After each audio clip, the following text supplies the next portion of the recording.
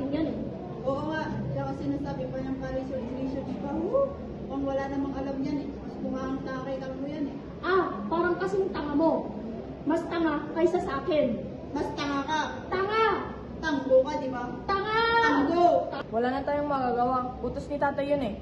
Basta, dating gawi. Hayaan niyo siya na sumunod sa atin. Susuko din yan. Naririnig ko kayo. Ilan? 3! Ano to? Sabi niyo kanina 3, ayan 3. Isang daan isa, 3 daan lahat yan. Juice? 100? Hindi naman kami bibili ng juice ah. Tsaka akala namin konduktor ka. Gagi pala to eh. Wala na, dinusok ko na yung listro eh.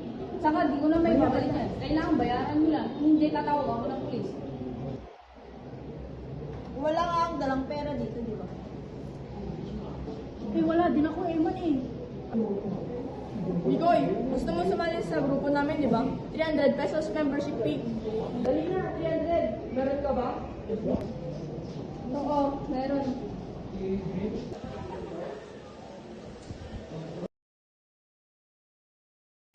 Paano yan? Eman, member na talaga siya ng grupo natin? Di ah, kunwari lang yon. Buti na lang ututo siya eh. Para!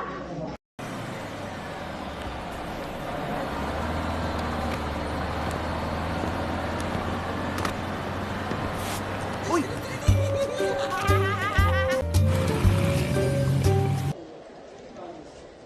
Oh, bilhin mo na.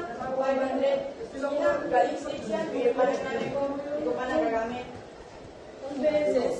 Matabaho. Anong mabaho? Hiningan mo yung mabaho ba? Kasi kumakain ka ng tayo kaya mabaho. Hindi na lang. Anong itik? Sige na, 500. Kunin mo na. Salamat ka nga. Sa'yo ko binibenta to. Kung sa iba, 800 pa bilis nila dito eh.